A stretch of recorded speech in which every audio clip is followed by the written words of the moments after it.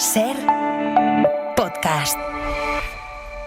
Estás escuchando el Abierto de Hoy por Hoy. Cada día analizamos las noticias más relevantes de la actualidad, las claves políticas, económicas y sociales, con las voces de los protagonistas y los distintos puntos de vista de nuestros tertulianos.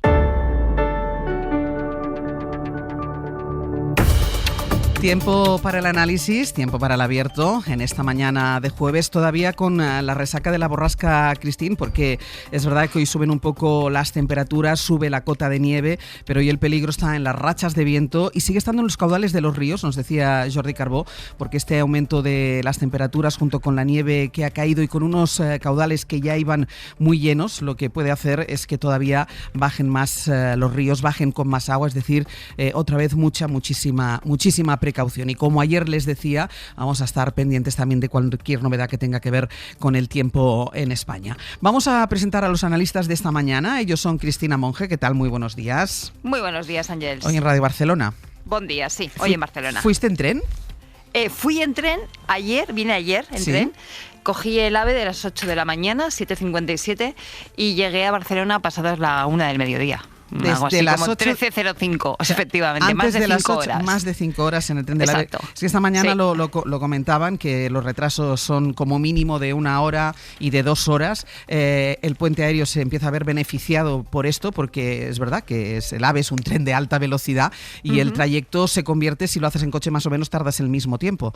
Es decir, que hay problemas con esto. Bueno, el puente aéreo se convierte en alternativa, pero vaya precios, ¿eh? No, claro. De hecho, yo fui una de las opciones que me planteé el día anterior, cuando vi que la cosa podía estar complicada, porque tenía una reunión a las 10:30 a la que llegué tardísimo, y efectivamente los precios estaban absolutamente disparados y con pocas frecuencias de horario. Por lo tanto, tampoco era una alternativa. Y de momento tampoco hay previsión de que reanude la velocidad habitual. Sí que se solucionó el problema que se había detectado en Tarragona y en ese tramo vuelve a tener la velocidad habitual, pero el tramo desde Zaragoza, Calatayud, sobre todo Madrid, es el tramo que todavía va el tren muy lento, y como se acumulan los retrasos, si el tren no llega a su destino, evidentemente no puede salir de su destino hasta que no llegue, se van acumulando retrasos a lo largo del día. Ayer además se acumulaban dos cosas. Primero, los problemas que estamos conociendo estos días, y luego la nieve. Había un paisaje precioso, eso sí. Tengo que decir que todo ¿Te dio tiempo a verlo? Bueno, ya fotografiar, no te puedes ni imaginar, luego os mando si queréis, ¿no? Casi a bajar del tren y seguir andando al lado del tren. Casi, efectivamente. Entonces nos íbamos cambiando de ventanillas en el vagón para ir haciendo perspectivas diferentes del paisaje. Hay que decir también que el Ministerio de Transporte todavía no es capaz de poner una fecha, insisto, a la reanudación de la velocidad normal de los trenes de alta velocidad. Para el trayecto Madrid-Sevilla, ayer se hablaba desde el Ministerio de 10 días naturales, pero tampoco pone una fecha concreta.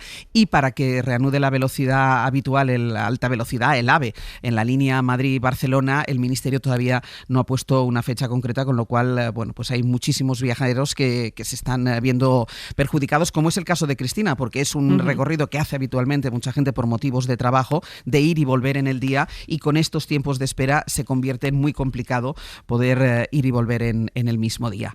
Cristina Monge en Barcelona, y aquí en Madrid José María Lasalle. ¿Qué tal? Muy buenos días. Hola, buenos días. Es que me decías que sí, tú también has cogido el tren. No, yo iba a cogerlo el viernes para volver el lunes a Barcelona, y ni el reclamo que ha planteado nuestra querida Cristina, hablándonos de un tren panorámico en vez de alta velocidad, va a hacer que yo finalmente emprenda viaje a Barcelona. Sí, es que es inviable en estos momentos. Sí, no te da. Y bueno, y quien todavía lo tiene peor, porque ni siquiera tiene tren directo. Javier Aroca, buenos días. Buenos días, no tengo tren directo a ninguna parte. No, claro. Claro, porque esto es una de las... Aprovecho de nuevo, por enésima vez, para decirle a este ministro y a los ministros que le han precedido desde tiempos seculares que la radialidad no funciona, porque de pronto Andalucía está aislada de la meseta, no ya de Madrid. Parece que en Madrid todos los trenes tienen que el sistema está organizado como la rueda de una bicicleta. O sea, no es que ya estemos desconectados con la meseta o con Madrid, es que estamos desconectados con Cataluña, con Aragón, con Valencia, con Castilla, con Castilla, León, me sale todavía lo de la vieja, y Galicia, etcétera, etcétera. ¿Y eso por qué? Porque tenemos un diseño de la red de ferrocarriles, también de la red viaria, que se parece muy poco a algo que ya descubrieron nuestros antepasados más inteligentes, es decir, los romanos.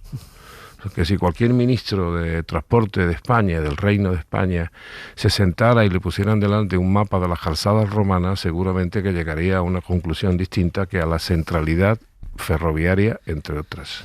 Pues así está la situación en los trenes, con mucha dificultad porque hay un servicio alternativo de Sevilla a Madrid, pero tienes que hacer un trayecto que en el tren habitualmente harías, que es la zona de Adamuz, que en el tren habitualmente lo harías en media hora, ahora son 2 horas de autobús, con lo cual también el trayecto en tren desde Sevilla, desde Málaga, desde Córdoba hasta Madrid se convierte en un trayecto prácticamente imposible. Bueno, iremos... Si me permites, Ángel, sí.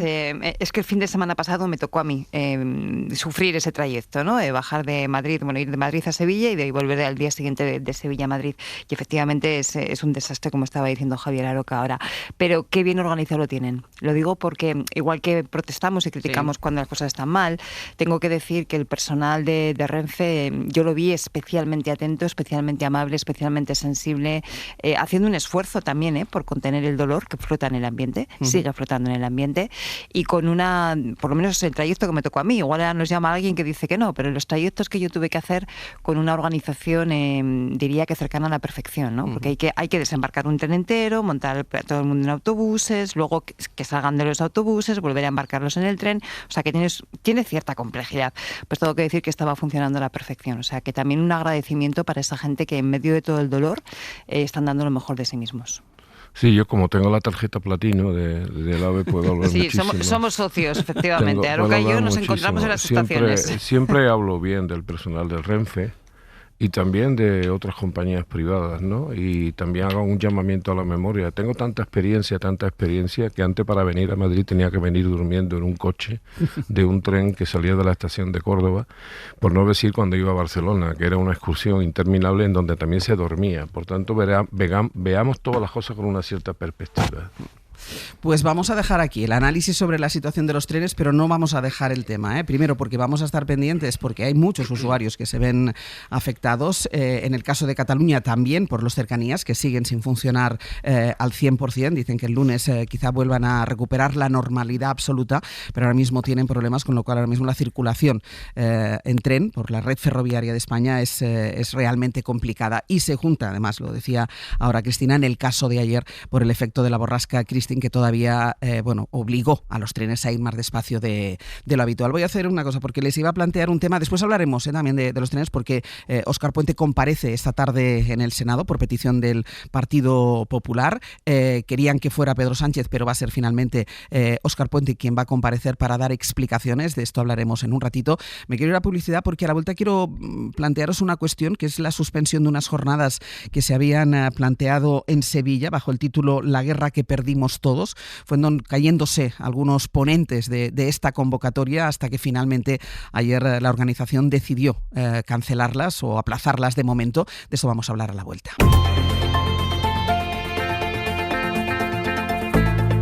El Abierto. Ser Podcast.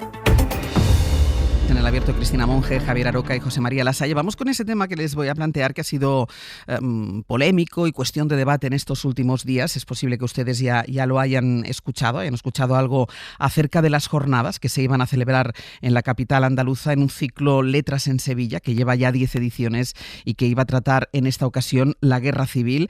Se llamaban estas jornadas, abro comillas, la guerra que perdimos todos. Y cierro comillas, una afirmación, la guerra que perdimos todos. Cuando el escritor David Uclés, que estaba invitado, decidió anunciar que no pensaba acudir porque no quería compartir cartel con algunos de los invitados, allí empezó toda la polémica. José María Aznar, que para mí es la persona que más daño físico ha hecho al pueblo español recientemente, y Espinosa de los Monteros, que ayudó a fundar un partido que atenta contra mi libertad de expresión, contra mi derecho a existir, y que defiendo unos valores que no comparto y contra los que lucho. A partir de ahí esto ha ido engordando hasta terminar con el aplazamiento de esas jornadas que, como les decía, se anunció ayer. Pepa Blanes, buenos días. ¿Qué tal? Buenos días. Ayer los organizadores, uno de ellos, el escritor Arturo Pérez Reverte, hicieron público un comunicado en el que acusaron a la ultraizquierda de haber montado una campaña sectaria contra las jornadas y haber provocado esta suspensión o este aplazamiento. Dicen que es cosa de Podemos, aunque la Fundación Cajasol, que es quien promueve el evento, no lo explica exactamente igual. Habla de que hubo más invitados, que todo empezó con Uclés, pero que hubo más invitados que habían rechazado ir. Sí, ha habido más. Por ejemplo, citan a Carmen Calvo, Antonio Maillo, el coordinador de Izquierda Unida, la coordinadora del PSOE en Andalucía, que también han ido diciendo que no acudirían a las jornadas.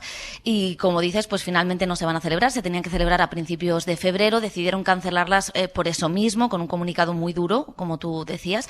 Y en realidad todo empieza este domingo. David Uclés anunciaba en redes sociales que no acudiría, que pensaba hacerlo, pero que descubrió en ese momento, el mismo domingo, eso insiste mucho el escritor, al resto de ponentes, y decidió pues no hacerlo. Es cierto que no iban a estar todos en una misma sala a la vez, pero no quería compartir cartel pues con Aznar, como escuchábamos, o con Espinosa de los Monteros, cuyo partido pues se ha reído de la memoria histórica, incluso del asesinato de las 13 Rosas.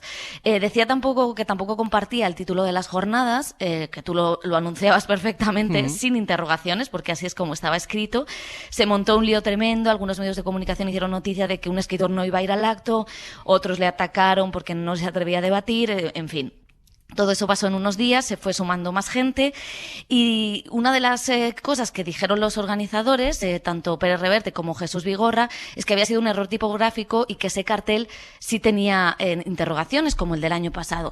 Bueno, pues no sabemos si tenía o no interrogaciones, pero desde hace un año está anunciado, desde hace un año en redes sociales de la página web del evento, sin interrogaciones, ¿no? Eso es lo que insisten muchos de los que no quieren ir, y ahí está la fotografía que la pueden ver. ¿Cuál es la polémica? Bueno, pues quien dice, escritores de izquierdas, antifascistas, que sí que están invitados y que sí que estaban dispuestos a ir, pues insisten en que hay que dar el debate y hay que debatir en cualquier ámbito donde se esté. Otros consideran que el marco es importante y que el marco en el que se debate en democracia tiene que ser limpio y respetar los derechos humanos.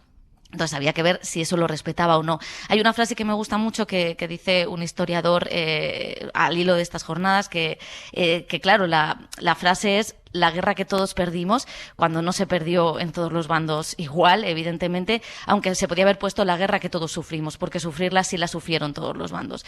Ahí está un poco el marco donde empieza a debatirse, y esa ha sido la polémica, que finalmente se aplazan para octubre, no se cancelan, a la espera de conseguir pues más ponentes que acudan a todas esas jornadas, que son varios días de ponencias. Pepa, gracias. Adiós. Hasta luego. Con interrogación, con signos de interrogación o sin signos de interrogación, porque tampoco, o sea, convertir la afirmación de la guerra que perdimos todos en la guerra que perdimos todos como una pregunta. Hubo ganadores y hubo perdedores en la guerra. Entonces yo, más que el problema de la maquetación de la tipografía, las hay y más allá, de que a algún ponente no le guste otro tipo de ponentes, es el planteamiento de la cuestión. Yo creo que está claro que hubo un bando que perdió la guerra y otro bando que la ganó.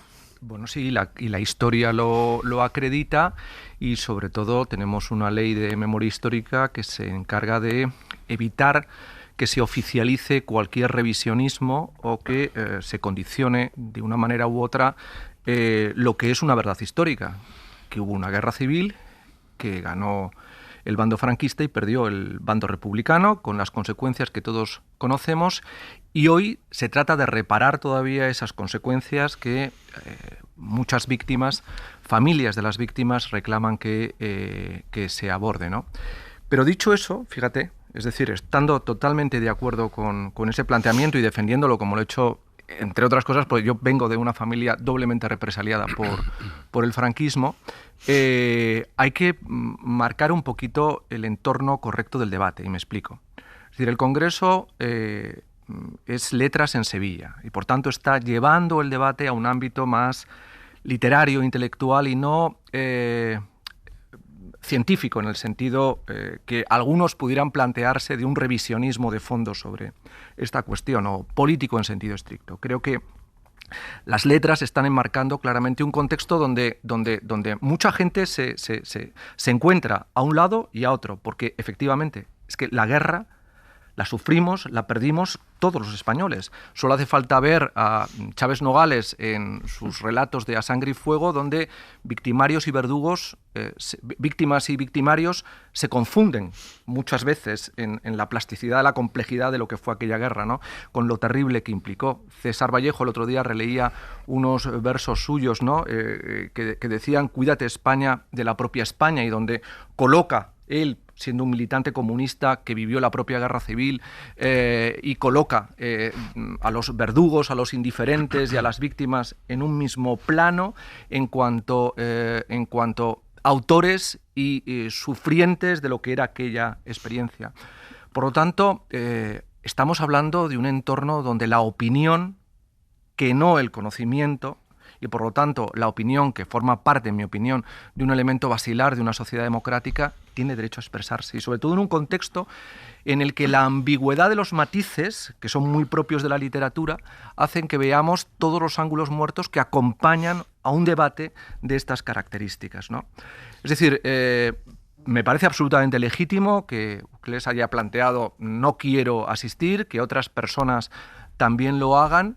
Lo que me parece bastante discutible es la propia polémica en sí, en mi opinión. Porque, insisto, una cosa es lo que la Ley de Memoria Histórica tiene que regular, y que me parece absolutamente razonable, y ya se ha dejado esperar muchísimo tiempo en este país para afrontar esa reparación, pero otra cosa es lo opinable, y sobre todo en un contexto más de la literatura que del conocimiento científico. De todas formas, y ahora voy contigo, Aroca, pero en ese contexto de la literatura hay ponentes como Aznar o como Espinosa de los Monteros. Bueno, totalmente de acuerdo. Es decir, pero probablemente se conocían, o sea, a priori. No son escritores, ni literatos, ni intelectuales hablando de esto. Arturo Pérez Reverte y cómo le gusta que la provocación forme parte de esa especie de performance literaria en la que está instalado también habitualmente. Si todos lo sabemos, ¿de acuerdo? Es decir, aquí no nos vamos a extrañar ni nos vamos a hacer trampas al solitario.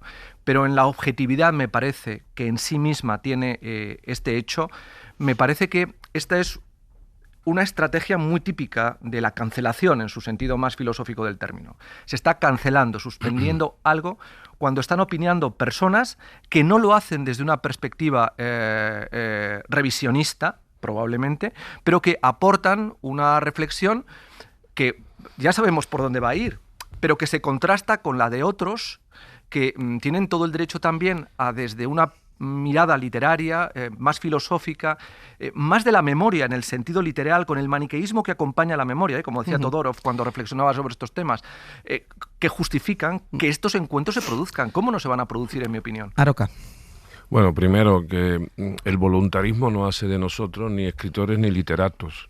Eso es una conceptuación distinta. Yo me niego a aceptar que aquello fuera un encuentro de literatos. Ni siquiera era un encuentro de expertos en historia, que hubiera sido a lo mejor más comprensible, ¿no? Partidarios de una historia y de otra. Decía Borges que la historiografía era una ciencia intermitente. Intermitente se refería no solamente a los saltos que da la historia, sino a la intermitencia que hay entre unos autores y otros. Por tanto, vale, si hubiera sido un debate entre historiadores, pues quizá lo hubiera comprendido. Yo, en cualquier caso, lo comprendo poco, y como no estaba invitado a este tipo de eventos, sí diré una cosa. Si yo hubiera ido, yo que he trabajado bastantes años en el Parlamento de Andalucía y que he asistido muchas veces al homenaje al día en el que nació Blas Infante, pues resulta que celebramos el nacimiento de Blas Infante, padre de la patria andaluza, a 200 metros de donde estaba enterrado Queipo de Llano. Felizmente, y después de muchos años, gracias precisamente a la voluntad de muchos sevillanos, no necesariamente de extrema izquierda, ya no está allí. Entonces era una auténtica ignominia el que el general Queipo de Llano, virrey de Andalucía, estuviera enterrado en la Macarena, y Blas Infante, al que le rendíamos memoria y al que le rendíamos honores como padre de la patria andaluza, y está en nuestro estatuto, todavía está en una fosa sin que sabemos dónde está. Por tanto, eso es lo que yo pienso. Otros pensarán otra cosa, pensarán que tanto Queipo de Llano como Blas Infante perdieron la guerra. Hay quien piensa también que la perdió García Lorca y el Marqués de Villaverde.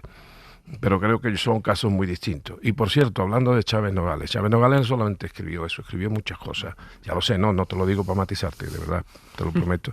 Digo porque si alguien quiere incursionar en su manera de escribir, pues que lea, por ejemplo, Andalucía Roja y la Blanca Paloma, y que se pueda hacer una idea también de lo que pensaba Chávez Nogales sobre todo lo que ocurrió en Andalucía, no solamente en la guerra civil, sino en los momentos previos de la guerra civil, que es cuando él escribe. Y por cierto, Chávez Nogales está enterrado en Londres.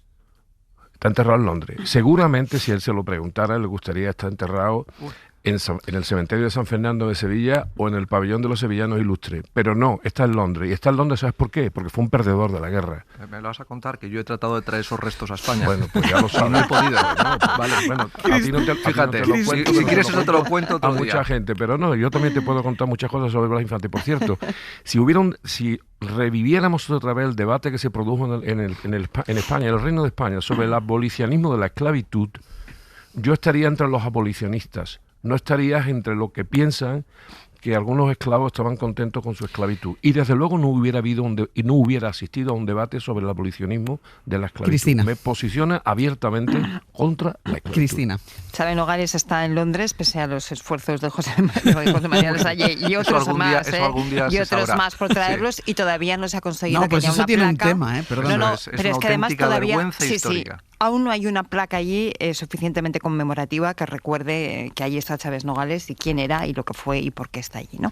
Pero volviendo a las jornadas, mira, yo lo primero, gracias por traer este debate, porque yo creo que todos en algún momento nos hemos enfrentado a dilemas como los que se están planteando aquí, ¿no? Y me parece que es interesantísimo el subrayar bien todos los matices.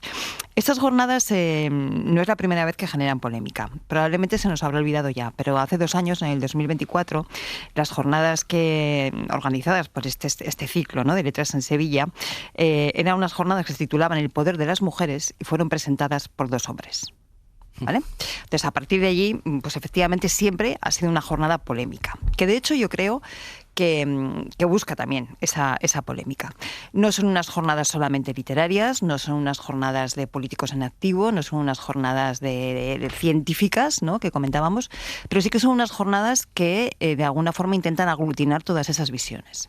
Algo que, por cierto, a mí me resulta sugerente, ¿eh? Cuando alguien, desde un punto de vista intelectual o cultural, va a plantear un tema que intenta juntar el ámbito más cultural con el más científico, con el más político en activo, a mí me suele gustar, ¿no?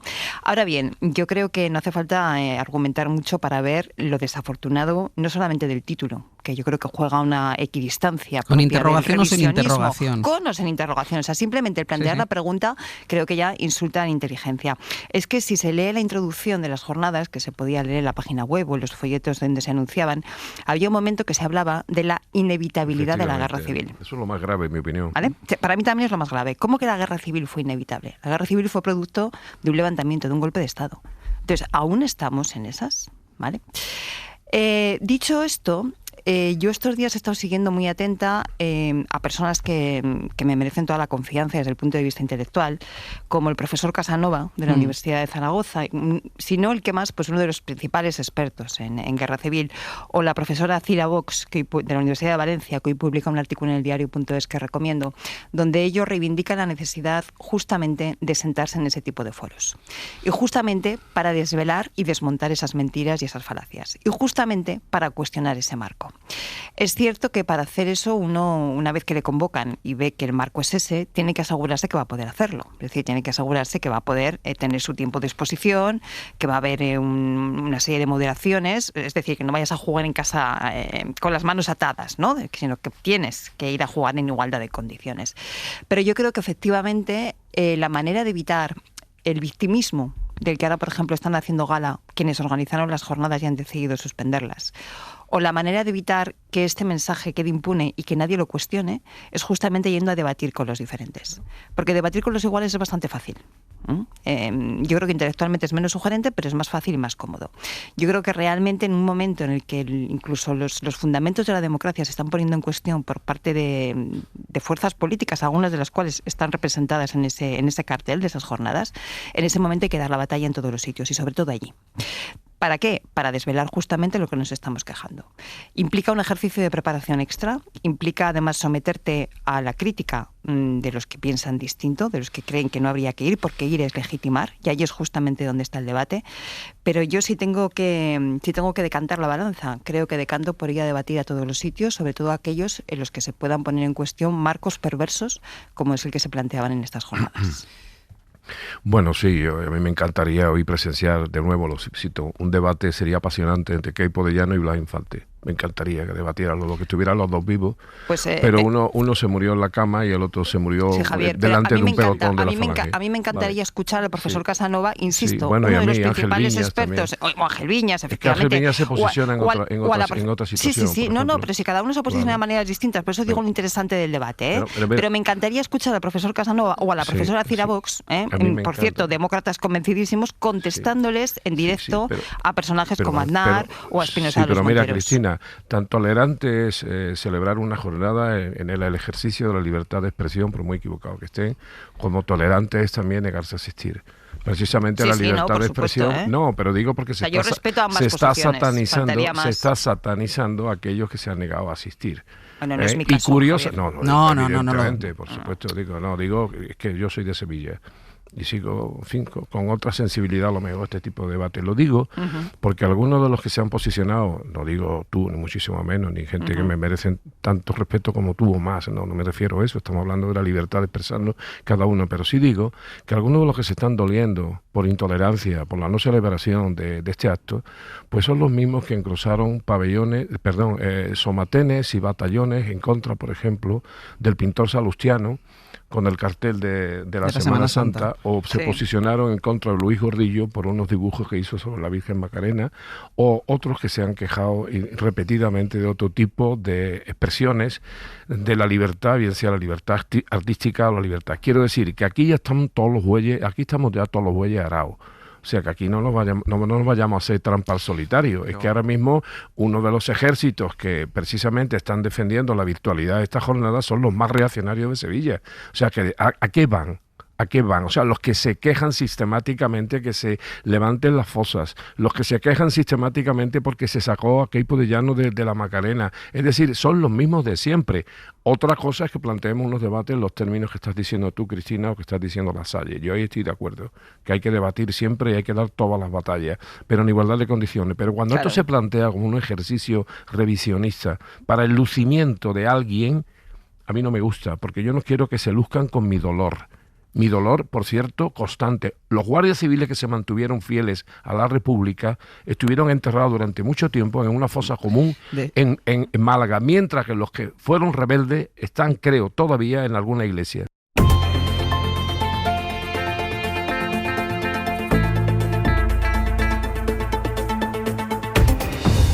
El abierto Cristina Monge, Javier Aroca y José María Lasalle, con un debate interesante aquí en la mesa, con la cancelación de otros debates que son los que formaban parte de esas jornadas sobre la guerra civil, canceladas finalmente porque se han ido cayendo ponentes, aunque es verdad que el comunicado que lanzan los organizadores no hablan de la dificultad para que los ponentes se mantengan, sino que hablan del ataque de la ultraizquierda. Y otra cosa que quería destacar, que se me había olvidado antes, es la inexistente paridad en los ponentes que iban a participar en estas jornadas. De 20 y pico ponentes, solo 4 o 6 mujeres. Querías decir... Creo que eran 5 mujeres de los 24 o 25, efectivamente. Exacto. Sí. Lasalle, querías añadir algo. No, por no enredarnos en este debate, pero que pone de manifiesto por otro lado... Pero a mí me gusta este debate. Sí, nos gusta en la medida que es que simbólicamente sigue pesando sobre el inconsciente colectivo de este país. Por eso cuando la gente dice que algunos viven atrapados en la guerra civil, claro, viven atrapados en la guerra civil porque es que la guerra civil sigue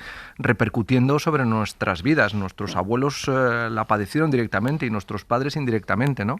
Por lo tanto, es una realidad que conforma una parte muy importante del inconsciente colectivo y por eso yo creo que es opinable. Es decir, y opinable en contextos que se plantean desajustados, descuadrados, sin la oportuna correspondencia entre unos y otros, pero opinables porque nacen de iniciativas privadas, entre comillas, donde desde el primer momento se contextualiza en un entorno literario donde este tipo de debates en los que la ambigüedad de las percepciones que nacen de la propia memoria se ponen sobre la mesa, me parecen necesarias también.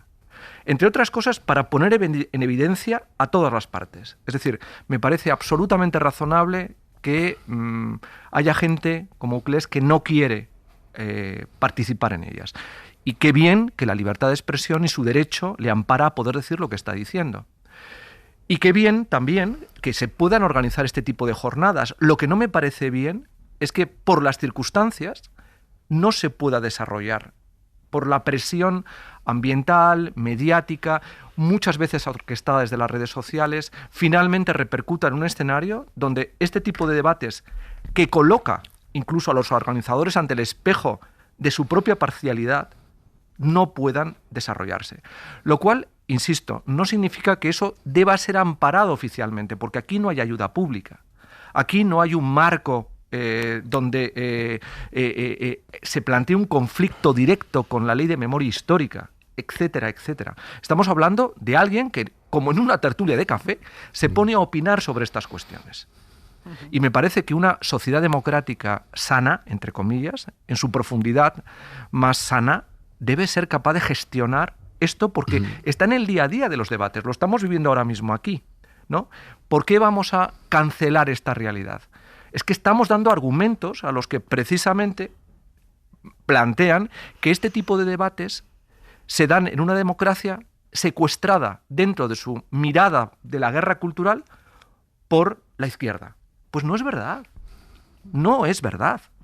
No es verdad. Por lo tanto, seamos capaces de jugar con una cierta racionalidad liberal en estas cuestiones, donde podamos poner las cosas sobre la mesa y dejemos a la historia y la verdad que lo acreditan y alimentan el debate a nivel político oficial, y ahí está la ley de memoria histórica para hacer esto, sí. Y lo otro para gestionar estas cuestiones, sobre todo cuando es que se da en un contexto que ellos mismos invocan polémico. Y es que, ¿por qué no vamos a plantearnos también a veces estos debates polémicos? Ya sé que pueden ofender a muchos, yo sería el primero en sentirme ofendido. Cristina, claro que pedía palabra, voy contigo. Bueno, primero, la Fundación Cajasol no es una tertulia de café, no te puedes imaginar lo poderosa que es la Fundación Cajasol. Pero es privada. Bueno, claro que es privada, es privada, participa también el representante de las diputaciones, son los restos del naufragio de las cajas de ahorro de Andalucía, digo, pero si no lo sabéis alguno, ¿no? Muy poderosa, muy poderosa. Segundo, la literatura no lo santifica todo. O sea, no es una especie de algo intocable. Por ejemplo, se podría considerar que un literato que podría participar en muchos debates, a Renaud Camus, que es el autor de la teoría del reemplazo. O sea, podemos debatir con él. La teoría del reemplazo es literato. Por ser literato, aparte de militante de algunas opciones políticas, fundamentalmente y últimamente, y casi siempre de la extrema derecha, Renaud es un literato. Bueno, no, porque sea literato, no. Y en tercer lugar, lo importante no es solamente el debate sobre la guerra civil, sino son los presupuestos. Antes se ha referido a ellos Cristina. Hablar de la guerra civil sin hablar del detonante, que fue un golpe de Estado contra la legalidad vigente, y sin hablar luego de 40 años de represión durante la dictadura, hombre, no podemos coger la parte y decir, no, vamos a hablar de la guerra que perdimos todo. No, la guerra que perdimos todo después de que nos dieran un golpe de Estado y sucedida por 40 años de dictadura. Javier, eso no lo discute nadie. ¿Cómo que no lo discute nadie? Lo discute muchísimamente. En esta y allí, en todas partes lo discute. En esta conversación no se discute. Es que todavía está de cuerpo caliente en las últimas declaraciones del señor que fue presidente del gobierno de España, diciendo que él no puede condenar al franquismo porque su padre era franquista. Todavía, uno de los asistentes, por cierto, es invitado. O sea, esto todavía ocurre, ni más ni menos que de la boca de un expresidente del gobierno. Y lo último, hablando de las ausencias, habéis hecho un discurso que yo comparto sobre las ausencias de mujeres, ¿no? Sí. ¿Sabéis cuántas asociaciones memorialistas fueron invitadas? Ya que hablabas tú con bastante buen criterio, Lasalle, de la ley de la memoria histórica. ¿Sabéis cuántas asociaciones memorialistas había en el programa? Pues probablemente ninguna. Buscarla. Ninguna. Buscarla, y si la encontráis, a lo mejor tenéis suerte, como ellos. De todas formas, que tiene razón Lasalle, que este no era el debate aquí, pero sí es el debate fuera, que también yo creo que forma parte del contexto a la hora de... Espera, que habla Cristina, y lo cerraré contigo, porque es que si no, nos iremos todo el programa con esto. Sí, la Cristina, verdad es que me parece muy interesante, Cristina. Esto daría para todo el abierto, ¿eh? Sí. Porque decía ahora Broca, ¿no? Recordaba esas declaraciones de Aznar diciendo que no podría condenar el franquismo porque su padre era franquista. Oye, yo agradezco la sinceridad, de verdad. Ya vale, de caretas. Caretas fuera. Entonces, agradezco la sinceridad, más que nada para que las personas que luego cuando toque vayan a coger papeletas de unos u otros partidos sepan a quién están votando, ¿no? Y otra reflexión. Han suspendido las jornadas porque han querido. Y creo que eso es muy importante subrayarlo. Nadie ha cancelado nada. No, las han suspendido o las han retrasado, ya veremos a ver, al otoño, según plantean, porque han querido, o sea, no por nada más. Y de hecho estamos aquí hablando de ellas en un debate apasionante, interesantísimo, pero dando una publicidad extraordinaria. En el comunicado en que dicen por qué suspenden las jornadas, hablan de coacciones y ataques de la ultraizquierda. ¿Alguien me quiere decir a mí quién es la ultraizquierda? Bueno, pues para ellos es David Uclés. Iba a decir, para ellos David Uclés. No, pero luego nombran más, ¿eh? Nombran a Antonio Maillo, nombran a Carmen Calvo. Sí. ¿De verdad me estáis diciendo que eso es la ultraizquierda, sea lo que sea violenta, la ultraizquierda? Violenta. Violenta, efectivamente. O sea, a ver, por cierto, una propuesta. Cierro con... No, una propuesta solamente. Pero 15 segundos. Una propuesta, porque antes ha hablado Cristina de otras jornadas que hubo hace unos 2 años con polémica. Yo propongo para la próxima jornada que haya sobre el debate de siempre ha habido rico y pobre. Y que inviten a los literatos en economía para que nos expliquen eso de que siempre ha habido rico y pobre. Cierro contigo. Claro, es que si llevamos el debate al conflicto de la memoria, entonces está legitimado que unos digan lo que sienten desde la herencia de su familia, como el caso de Aznar, como acabamos de poner sobre la mesa, ¿no? Pero a mí siempre me llamó mucho la atención una reflexión que plantea Julián Marías, uno de nuestros grandes filósofos, que fue doblemente represaliado al término de la guerra civil por ser soldado republicano, y después, leyendo su tesis doctoral, porque creo que es el único caso de alguien que ha sido suspendido en su tesis doctoral por ser discípulo de Julián Besteiro, y planteó en un ensayo maravilloso que tiene sobre España, siendo él republicano, y decía que la guerra civil el desenlace de la guerra civil fue la victoria de los injustamente vencedores y la derrota de los justamente vencidos. Pero hubo derrota. Pero dice eso, es decir, ¿dónde encajarían estas palabras?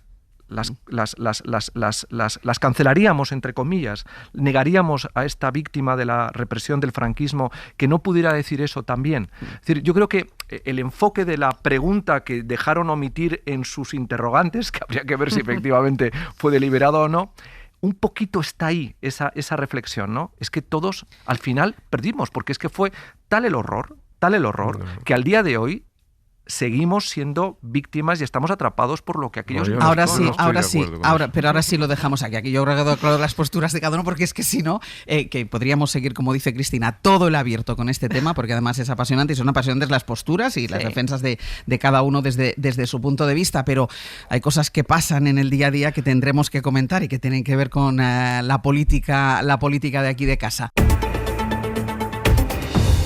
Vamos con la política en esta legislatura que tiene tantas cosas fuera de lo normal, fuera de lo ordinario. Ahora se reabren las cuentas del Gobierno en el Congreso después de que haya atravesado quizá su momento más difícil. El Ejecutivo, que acaba de ver cómo le tumban el decreto para la revalorización de las pensiones y para reforzar el escudo social de los más vulnerables. Bueno, pues el Gobierno cree ahora que puede tener una oportunidad de mirar hacia los presupuestos. Guillermo Lerma, buenos días.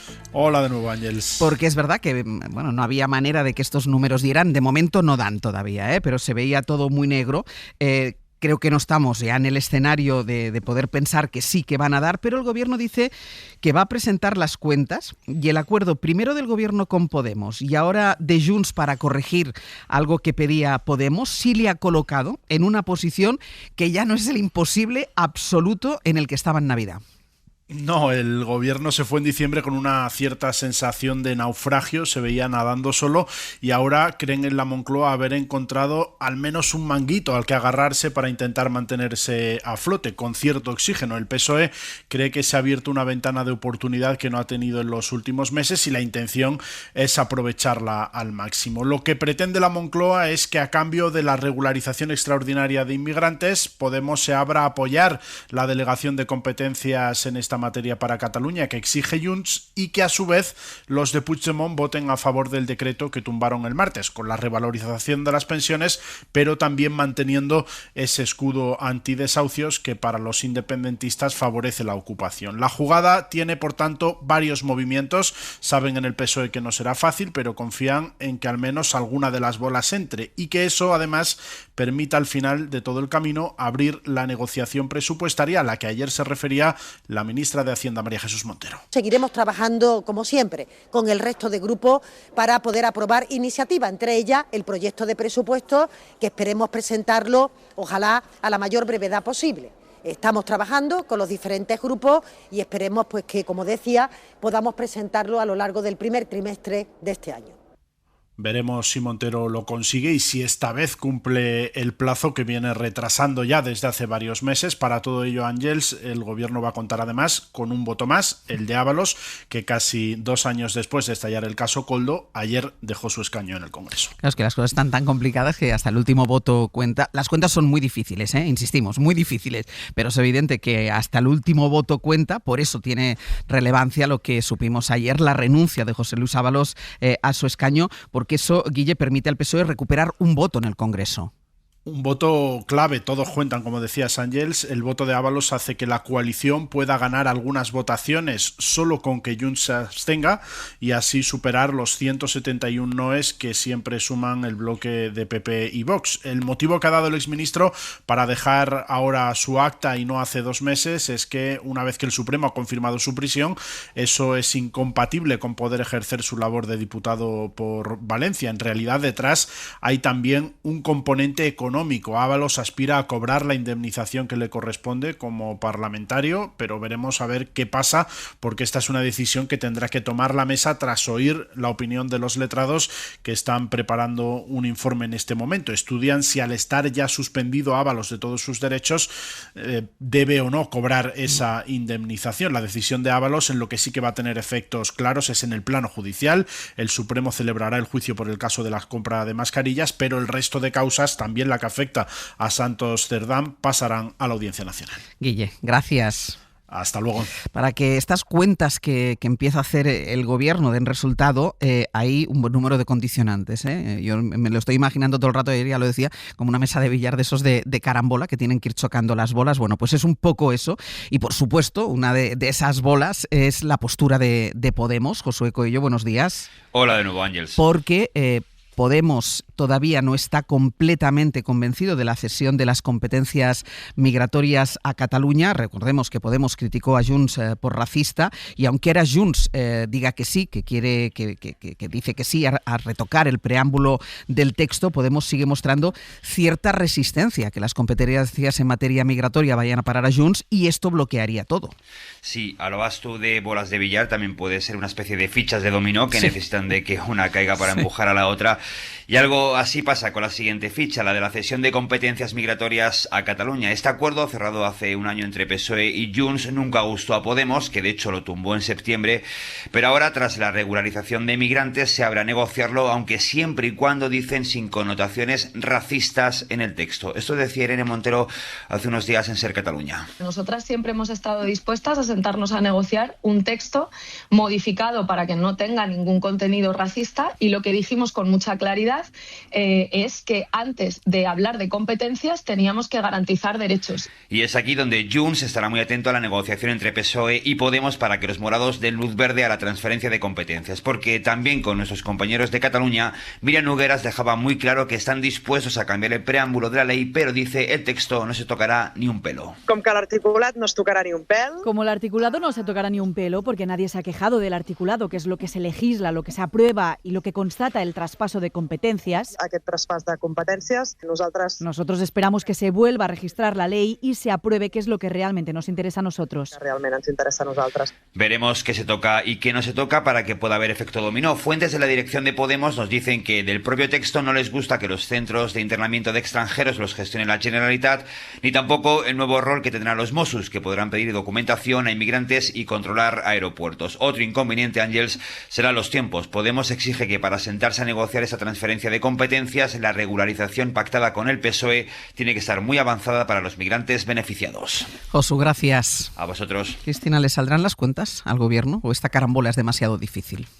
Bueno, pues es una carambola, efectivamente, que salvo que seas un jugador muy experimentado de billar. Estás pues hablando de Pedro Sánchez, ¿eh? Por ejemplo, sí. por eso lo decía. Pero también tienes que jugar con el elemento azar, ¿eh? Los que solamente somos aficionados al billar y no somos expertos sabemos que el azar juega un papel muy importante, ¿no?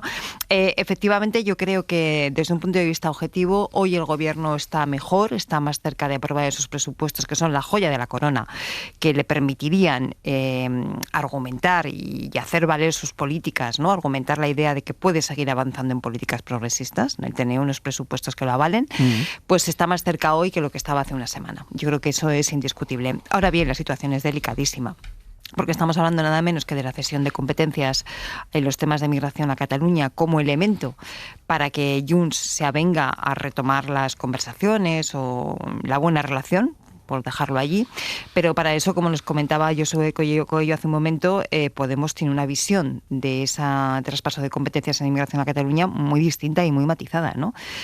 Podemos fue el que rechazó esa cesión diciendo que el texto del decreto tenía elementos de carácter racista y xenófobo. Por otro lado, como nos estaban explicando, ¿no? Se está diciendo que el texto no se toca. Vamos a ver qué pasa con la cesión de los CIES, de los centros de internamiento, ¿no? O el tema del refuerzo de los Mossos en materia migratoria. O sea, yo creo que quedan todavía muchos elementos, mucho más que matices, elementos muy sustanciales por limar. Ahora bien, las posiciones hoy creo que nos dicen que las puertas se están entreabriendo, cosa que cuando nos fuimos de vacaciones antes de Navidad, las puertas estaban cerradas. Y no olvidemos que la reivindicación de Junts en materia migratoria es porque tiene el aliento de Alianza Catalana, claro, en el cogote Aroca. Bueno, las relaciones en una situación no de mayoría absoluta, sino de gobierno de coalición y alianzas parlamentarias, en este caso a mí no me gusta llamarle Frankenstein como hablan sus detractores, en cualquier caso me remito más a la terminología alemana de una coalición semáforo con distintos colores y sensibilidades, siempre es difícil. Pero en este caso se da una circunstancia especial. Yo creo que Junts va a pasar muy pronto, probablemente en las próximas semanas, va a pasar otra vez a ser un enemigo absoluto de España. Lo digo por parte del Partido Popular y por parte de sus epígonos. ¿Por qué? Porque hay una posibilidad de acercamiento. El otro día, cuando se aprobaron las medidas en materia de regularización de la inmigración, el cabreo que tenía el Partido Popular y su círculo de poder no era por el hecho en sí. La prueba es que se había pronunciado el señor Feijóo en el mismo sentido apenas un año antes. El cabreo verdadero que tenía es porque vislumbraron la posibilidad de entendimiento entre el Partido Socialista, Podemos y ahora encima con Junts. ¿Esto qué significa? Eso significa que el tan zarandeado gobierno y tan difunto permanente que asegura los grandes voceros de la derecha, singularmente en la capital del reino, pues parece que no ocurre nunca.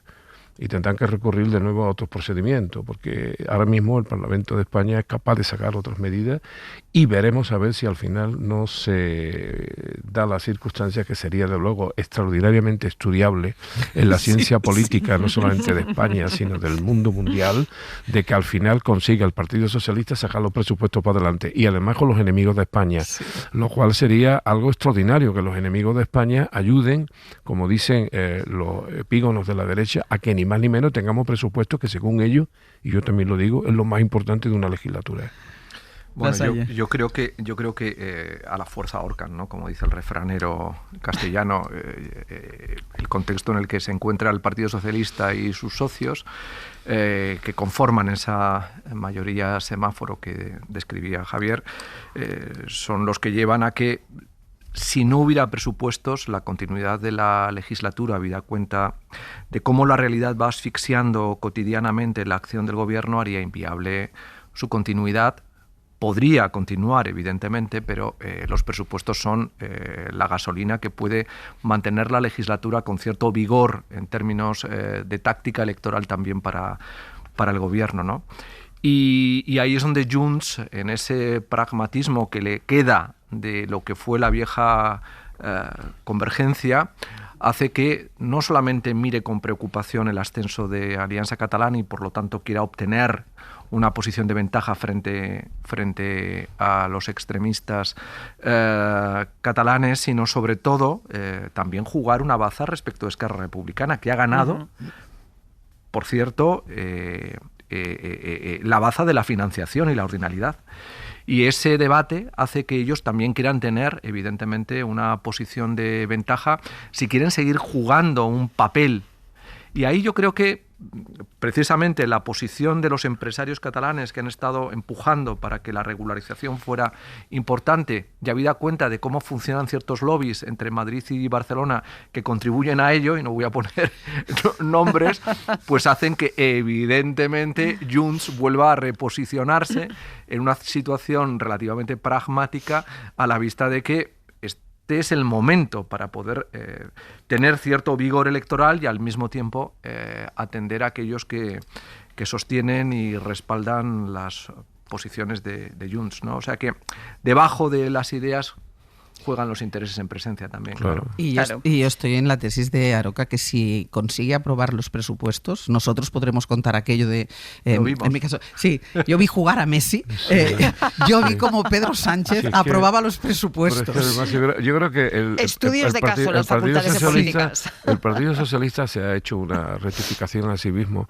Yo creo que en esta mesa el único que tiene la experiencia de haber gobernado con el Partido Socialista soy yo.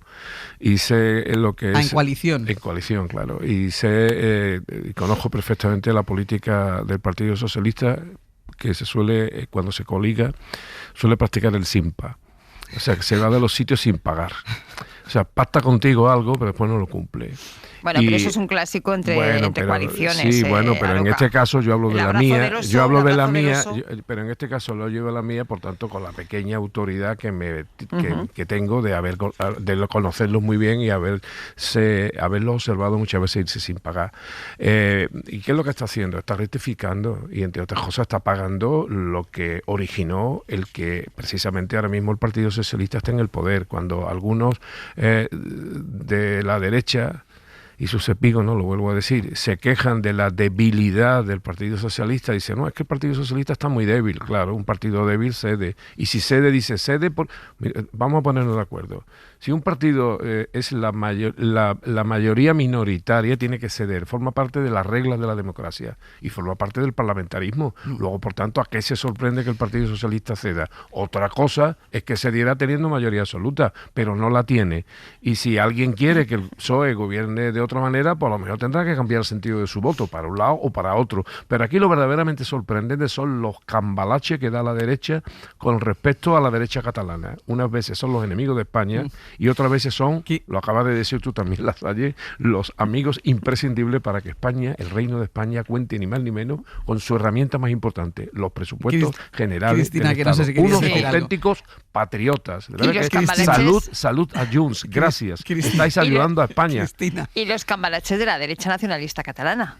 Claro. Que tan pronto va para un lado como va para otro, y entonces efectivamente ahora parece que se aviene a, pero creo que era Ángels la que lo recordaba hace un momento, en la nuca siente el aliento de Alianza Catalana. Entonces vamos a ver hasta dónde esas posiciones pueden variar o no. Recordemos que la última encuesta del CEO, que es el CIS catalán, les daba un empate prácticamente, si no sorpaso, de Alianza Catalana a Junts per Catalunya. Mira, cuenta del debate migratorio, que al margen de esa delegación a Cataluña de competencia se ha abierto por la regularización que aprobó el gobierno. Vamos a detenernos también en la estrategia que está empleando la derecha. Hasta ahora era la estrategia de Vox, no del Partido Popular, pero luego ha empezado a ser la estrategia de parte del Partido Popular. ahora ya es de parte de todo el Partido Popular, la derecha en su conjunto, podríamos decir. Julia Molina, buenos días. ¿Qué tal, Ángeles? Buenos días. Porque es una estrategia que se basa en explicar que el gobierno quiere regularizar a estas personas para alterar el censo electoral,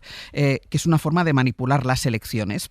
Pero esa acusación, que luego han tenido que matizar, y además es una acusación que ha formulado el propio Feijóo, es simplemente una mentira, es una falsedad. Sí, reconocen en el PP que conocen el procedimiento, que esas 500.000 personas que van a ser regularizadas no obtendrán el derecho al voto para las próximas generales, pero Feijóo lanzaba ayer igualmente esta acusación. Usted no tiene derecho a incrementar el censo de los españoles con la ley de nietos en más de 2 millones de personas y con la regularización de la inmigración irregular de más de 800.000 personas. Y también Díaz Ayuso se abonaba a la teoría. Esto se está haciendo solo con fines electoralistas, sin ningún rigor. Lo que es de rigor es que para votar es condición indispensable tener la nacionalidad y lo que se obtiene con la regularización es la residencia. Para conseguir el DNI español hacen falta como mínimo 2 años viviendo aquí de manera regular si provienes de un país con el que España tenga un acuerdo especial, como los iberoamericanos. Y ese tiempo se alarga hasta los 10 si vienes de otro lugar como Marruecos o China. Es decir, en ningún caso podrían votar en 2027, que es el año en el que están previstas las próximas generales. Preguntados por esto en el PP, responden que es igualmente importante que el gobierno le dé capacidad de voto a millones de personas que no han nacido en España, aunque sea a largo plazo. Y hablan de millones porque lo que hacen es mezclar la regularización con la ley de nietos que mencionaba Feijóo, que es una cosa completamente distinta. Es la disposición de la Ley de Memoria Democrática que permite optar a la nacionalidad a los nietos de españoles exiliados del franquismo y para el que han llegado algo más de 2 millones de solicitudes que todavía están sin resolver. En este caso fue una medida de reparación histórica, en línea, por ejemplo, con la que aprobó el propio PP en 2015 para darle la nacionalidad a los sefardíes, a los descendientes de los judíos expulsados en el siglo XV. Julia, muchísimas gracias. A vosotros. Hasta luego. Voy a decir, no sé si hay mucho debate en esto porque, bueno, es explicar las cosas como son. El PP da una versión, pero la realidad es otra. Pero levanta la mano Aroca. No, porque me sorprende las dos cosas. Ha hecho una distinción entre la ley de nietos y después el resto, la política de regularización. Con respecto a la ley de nietos, si existe la Fundación Caja de Ahorro de Buenos Aires, como supone que existe, y organiza un debate, yo creo que Feijóo no se atrevería a ir con Fraga a Buenos Aires a defender y a posicionarse en contra de la ley de nietos. Es decir, partido PP es que muchas veces se tira piedra contra sí mismo, que vaya a Buenos Aires y diga lo que ha dicho aquí el señor Feijóo, que lo diga en Buenos Aires, delante de todos los nietos de españoles. Bueno, también de camino puede ir a México si quiere, si le apetece hacer una gira y que le sirva de guía a la señora Díaz Ayuso, por cierto. Y con respecto a lo otro, lo que demuestra es un caso preocupante de desconocimiento de la Constitución y de las leyes en vigor. Este señor aspira a ser el presidente. Mira. Bueno, es más, no es presidente porque no quiere, pero tanto si quiere ser presidente como si puede ser presidente, le conviene entre sus lecturas la Constitución española, para que cuando diga cosas como la que acaba de decir sobre el derecho al voto de los regularizados, no meta la pata de manera tan espectacular como la acaba de meter. Es que yo creo, no sé tú, Cristina, yo creo que es que no, o sea, yo creo que él lo sabe. O sea, totalmente. Yo creo que él compra un argumento de la ultraderecha y piensa que a la ultraderecha a Vox le va bien, y si antes hablaba del aliento de Alianza Catalana sobre Junts per Catalunya, el aliento de la ultraderecha, el aliento de Vox sobre el Partido Popular, yo quiero pensar que él lo sabe, y lo que pasa que es que compra una manera de comunicar y una manera de hacer política que es la de expandir los bulos. No sé tú, Cristina, ¿qué piensas? Y un marco ideológico. Claro, a mí es lo que más me preocupa. O sea, no solamente es un relato, una narrativa que se dice ahora, es un marco ideológico. O sea, hemos estado viendo cómo progresivamente en los últimos meses, años, el Partido Popular ha ido asumiendo postulados de Vox, de la ultraderecha, en materia ambiental, cuestionando el Pacto Verde Europeo que impulsó y aprobó Ursula von der Leyen, su jefa en Europa, ¿vale? Por decirlo simplemente. Hemos visto cómo empezaban a cuestionar políticas, por ejemplo, de lucha contra la violencia de género en algunos ayuntamientos y comunidades autónomas. Hemos visto cómo empezaban a comprar el marco de asimilar migración a delincuencia, o migración a peligrosidad, o migración a inseguridad. Y ahora vemos cómo se compra el marco de cuestionamiento del derecho de voto. Sí, sí. Y ya no sé dónde más se puede llegar. Y además, asumiendo una cosa que es falsa. Están dando por hecho que todos los migrantes que estén regularizados, cuando llegue el momento, que desde luego será después del año 2027, votarán a la izquierda. Porque cuando se nacionalicen, ¿no? Sí, pues eso no, digo, primero, cuando sí, pero llegue el momento, como el argumento que da el Partido Popular, claro. no, ya sabemos que ahora no pueden votar, pero cuando se nacionalicen, Exacto. claro, tendrán toda la simpatía por el PSOE, porque el PSOE les ha regularizado.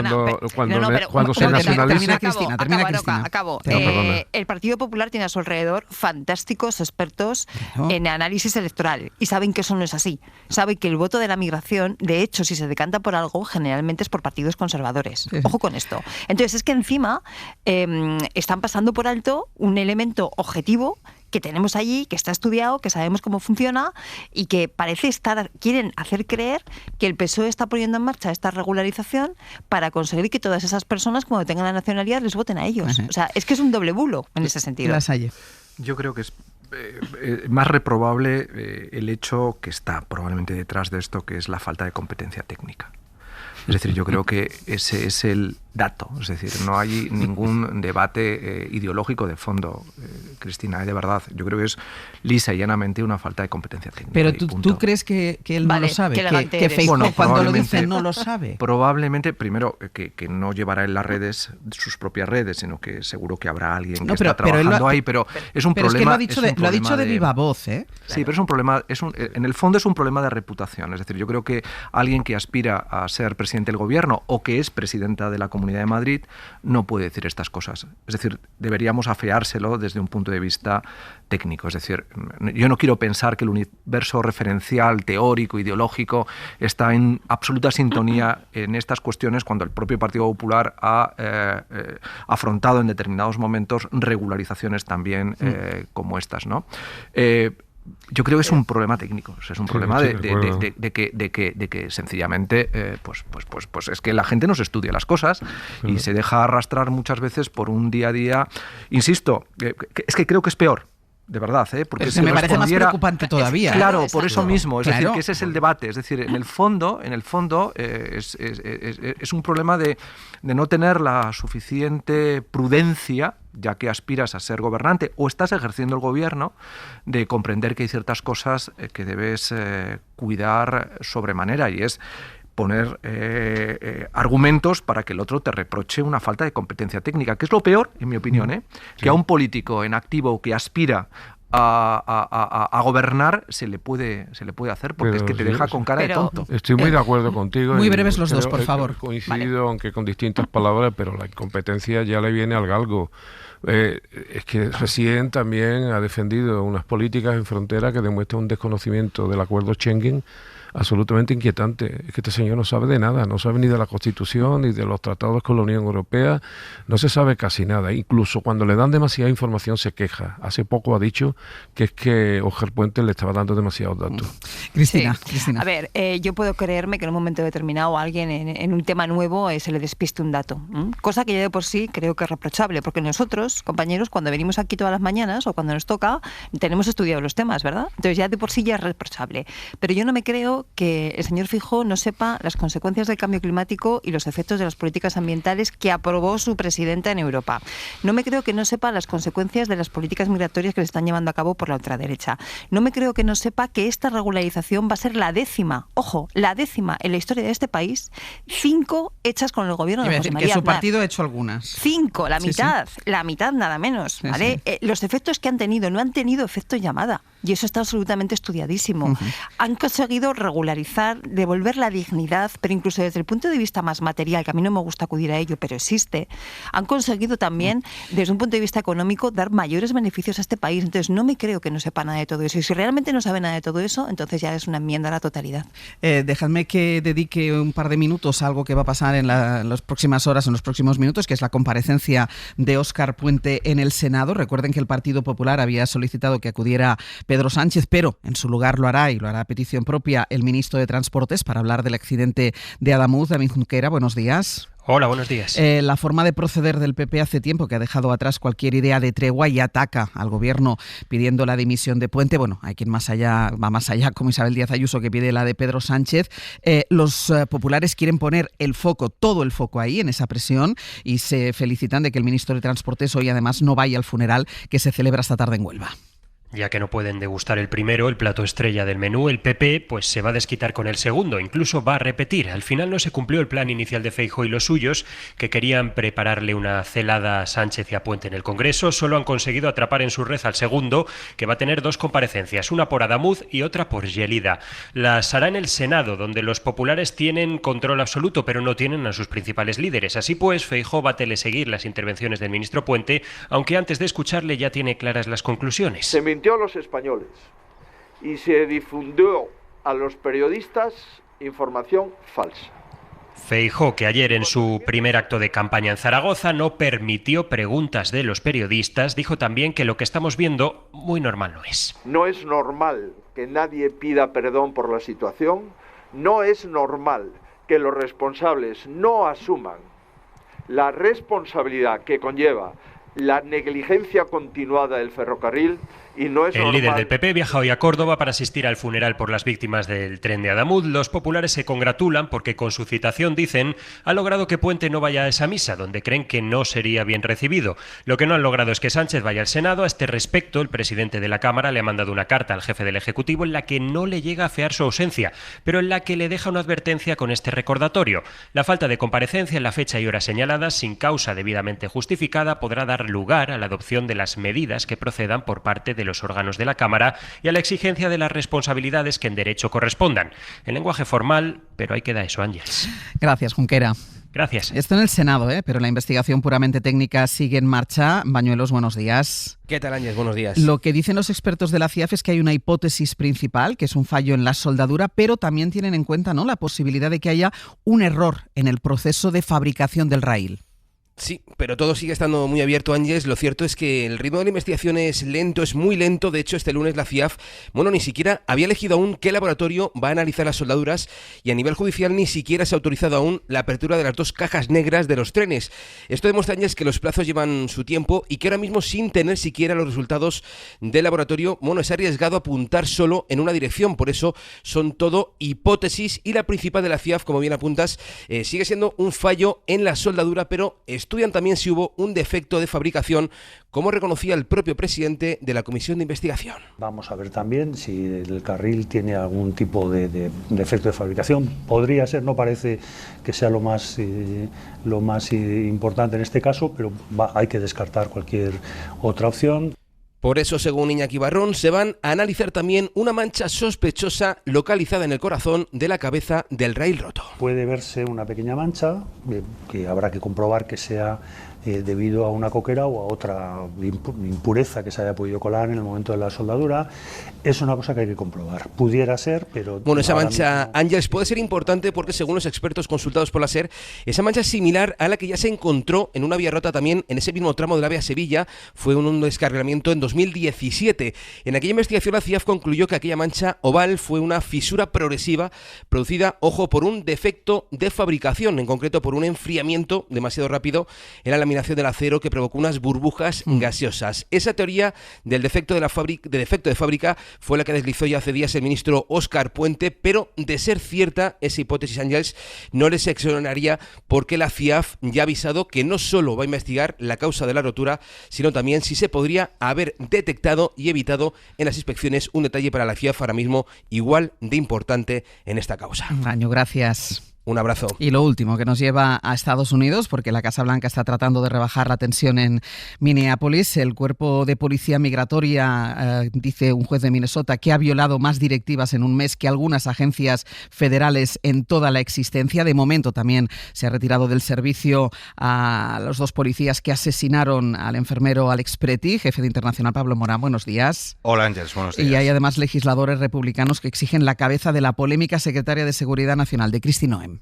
Claro, porque si no, amenazan con una nueva paralización de la Administración Federal, un nuevo cierre de gobierno, y esto podría ocurrir el próximo sábado, cuando acabe este mes de enero. Uno de los efectos, recordemos, es la suspensión temporal del sueldo de cientos de miles de funcionarios federales, por poner un ejemplo. Un frente político que se enreda contra el ICE, al que se suma ese frente judicial que señalabas, con esos pronunciamientos tan contundentes de los jueces, o también con la paralización de la detención de 6.000 solicitantes de asilo. Y el frente social de rechazo a la actuación de estos agentes agentes con manifestaciones que se extienden por cada vez más ciudades de Estados Unidos. En definitiva, Trump pincha de momento en su esfuerzo por apaciguar los ánimos sobre esta crisis. Uno de los aspectos que está jugando más en su contra es precisamente mantener ese apoyo cerrado a Kristi Noem, esa secretaria de Seguridad Nacional que señalabas y que justificó así, vamos a recordarlo, la muerte del enfermero Alex Pretty el pasado sábado, abatido por disparos de 2 agentes del ICE. Noem dijo que Pretty era un terrorista y que portaba armas, algo que siguen desmintiendo las pruebas, las imágenes, los vídeos que siguen publicando la prensa norteamericana. De hecho, se ha suspendido, como decías, a esos 2 agentes implicados en el tiroteo. Pues gracias, Pablo. A ti, hasta luego. Hoy por hoy noticias. Through the winter's ice and cold, down Nicollet Avenue. Ser Podcast. A city of flame fought fire and ice neath an occupier's boots. Y sobre la canción que ha publicado esta madrugada Bruce Springsteen en contra de la actuación de la policía migratoria en Minneapolis, vamos a explicar lo que vamos a hacer a partir de ahora. Sergio Castro, Nausle, buenos días. ¿Qué tal? Buenos días. Hola. Mira, pues quedan 85 segundos para el fin del mundo.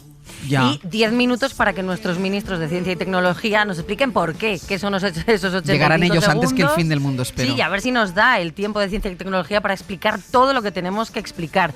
También nos van a intentar hacer una idea de por qué un 28% de los españoles creen que los alienígenas nos han visitado pero que el gobierno nos lo esconde, o un 22% que el hombre nunca llegó a la luna. Tenemos sarampión, tenemos Polymarket, tenemos también novedades en el tratamiento del cáncer de páncreas. Tenéis muchas cosas y poco tiempo, la verdad. Mucha plancha. Luego hablaremos con el actor Tamás Novas, que pensó que llegaría a la cima de su carrera con 11 años, cuando debutó con Fernando Fernán Gómez en La lengua de las mariposas, que se desdijo a los 16 años cuando ganó el Goya al mejor actor revelación trabajando con Javier Bardem en Mar Adentro, y que se desdice esta mañana con 39 años porque ya es nuevo miembro del club Amigos Alegres. Bueno, de hoy por a lo hoy. mejor no, que igual no le caemos bien. No, seguro que sí. Sí. Como dijo Aitana Sánchez Gijón una semana antes de recibir su Goya, donde esté el premio del Club Amigos de Luis Alegre, que se quiten Goya. Perfecto. ¿Qué más? Y luego vamos a hablar de otro temporal. Vamos a también intentar medir los litros por metro cuadrado que han caído en las salas de cine.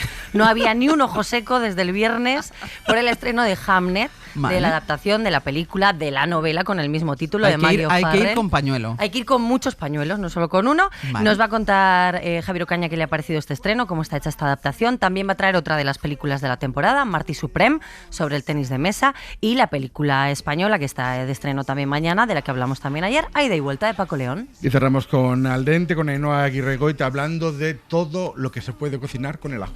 El ajo. El ajo. Hoy el tema es el ajo. El ajo. ¿A ti te gusta el ajo? A mí me encanta. Vale, pues ya está. ¿Os gustan los ajos, chicos? Sí. ¿Sois pro ajos, pro aioli? Ajeros. Ajeros, sois No, ajeros. yo del ajo blanco.